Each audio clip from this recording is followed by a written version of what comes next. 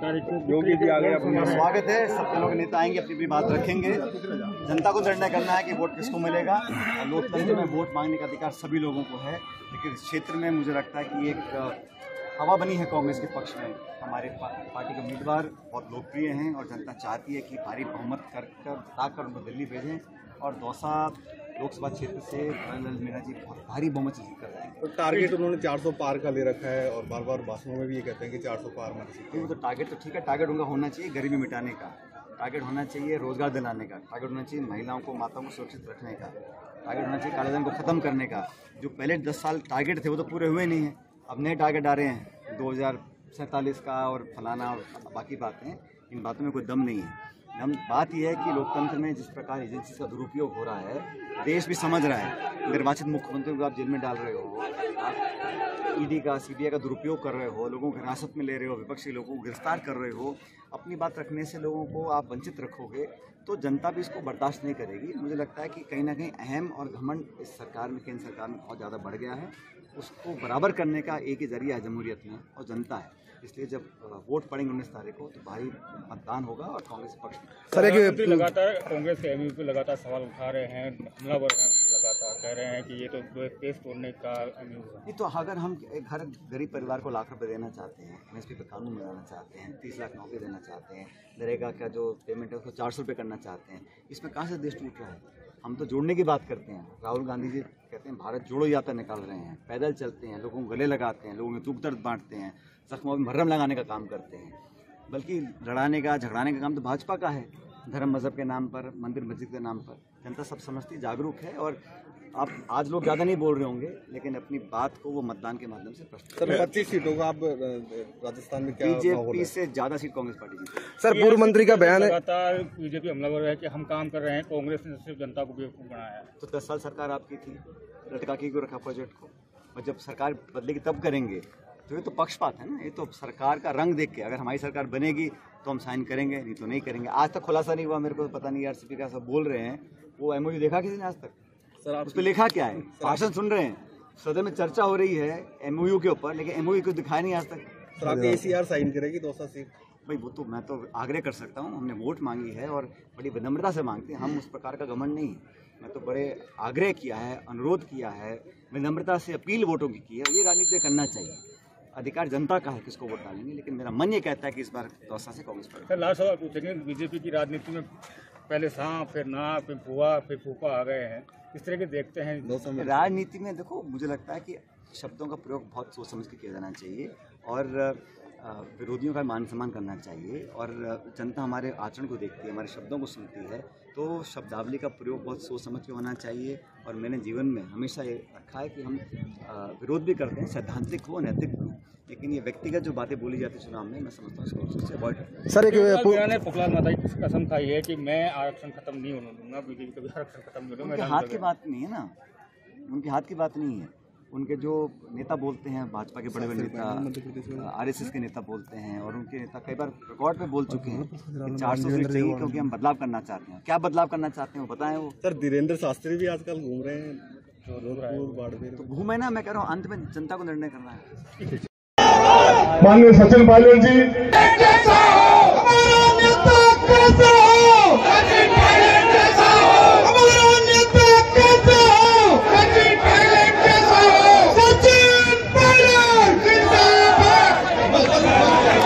अब सभी से आग्रह है कि कृपया पान डालो। अरे आगे बताओ यार।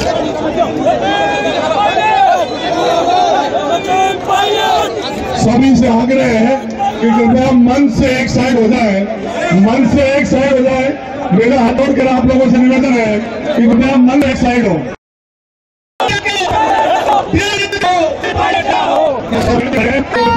चले जाए, मंच पे व्यक्ति खड़े हैं, उनका हाथों कृपया हमसे साइड हो जाए।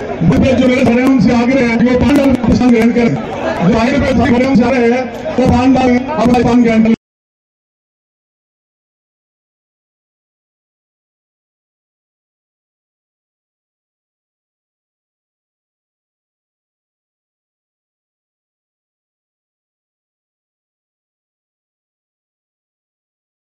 मैं आपसे पूछना चाहती हूँ, किसी एक स्कीमें थी 25 लाख का दिया और अभी संविधान में संघ करते हैं। भाइयों, मैं तो यही कहना रहा सभी को दिखाना है कि 19 और 26 तारीख को चुनाव होने जा रहे हैं। हम सभी को जो सम्मानीय नेता यहाँ सचिन पायलट जी आ रहे हैं, उनकी बातों पर आप सभी को खरा उतरना है। सभी को बहुत बहुत धन्यवाद देती हूँ। राम राम। नरेश जी को, नगर अध्यक्ष भाई नरेश जी पधारे और अपनी बात की। सिंह जी के परिवार का पुराना खाता है। मीडिया में कई मीटिंगें हुई, आज दिन हमारे बीच में नहीं हरी सिंह जी, लेकिन मेरा उनका भी अलग खाता था, फिर रमा जी का भी था, मेरी मदर का, और अजीत सिंह जी का। जो मैंने कहा ना बार बार आपको, आज का भाषण मुझे अजीत सिंह जी बहुत अच्छा लगा। आपको बहुत बहुत मुबारक, बहुत बहुत धन्यवाद। और दूसरा भाषण हमारे कलाकार, मैं किसका नाम ले रहा आपको?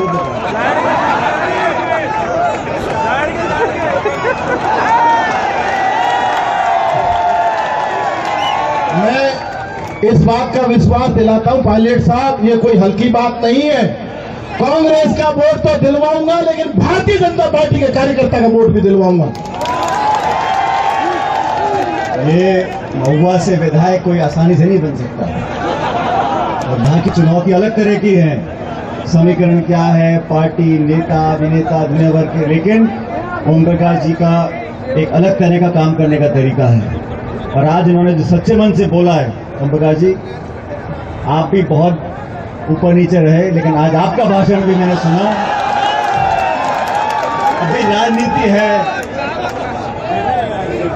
अलग अलग साल के अलग अलग महीने में अलग अलग फल खाने को मिलते हैं, गर्मी में कुछ, सर्दी में कुछ, लेकिन ये आज का जो मंच से मैंने ओम प्रकाश हुड्डा जी का भाषण सुना और जो उन्होंने कहा, मुझे इनका पूरा विश्वास है सारे रिकॉर्ड तोड़कर इस महुआ विधानसभा, ममता जी भाषण दे रही शिखरा के बारे में, मुझे लगता नहीं ममता जी आप कुछ कर पाओगी, क्योंकि महुआ में जो रिकॉर्ड बनेगा उसका कोई तोड़ नहीं है। और इस लोकसभा चुनाव में देखो, मैं तो सीधम सट बात करता हूँ, आगे पीछे नहीं करूंगा मैं, ठीक है। भाषण देने को बहुत जगह है, लेकिन दौसा में भाषण नहीं दूंगा, आपको साफ साफ बताता हूं। इस चुनाव में मुरारीलाल मीणा जी अगर सांसद बनेंगे तो उसी का मंत्री पद जाने वाला नहीं। फिर बोलता हूं, मुरारीलाल जी अगर सांसद बनेंगे तो राजस्थान सरकार के किसी मंत्री का पद जाने वाला नहीं, सब वहीं रहेंगे जहां है। इसीलिए इस चुनाव में 20 साल से सूखा पड़ा है। यहां 2004 में मैं जीत कर गया था कांग्रेस पार्टी से, लगातार यहां हम लोग जीत नहीं पा रहे हैं।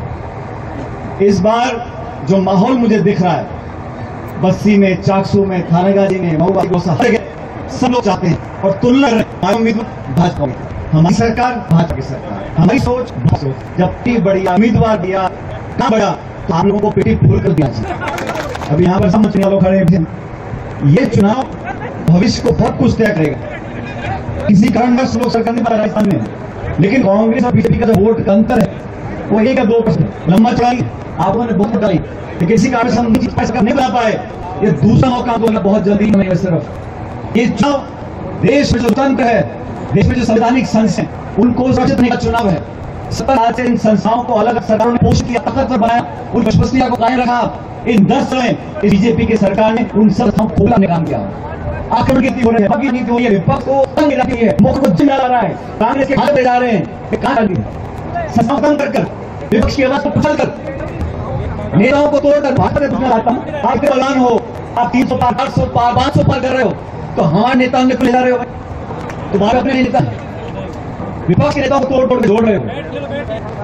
हमने मैनिफेस्टो किया कांग्रेस पार्टी ने, देश के हर गरीब परिवार को, उस परिवार की महिला है उसके खाते में 7 लाख रुपया देंगे, खरीद पे कानून बनाएंगे, 30 लाख सरकारी नौकरी देंगे, नौकरियों में महिला 50 आरक्षण देंगे, देश में जनगणना के पता लगा कितनी आबादी है, ताकि बजट के आधार में 5 साल देखा पा रहे हैं।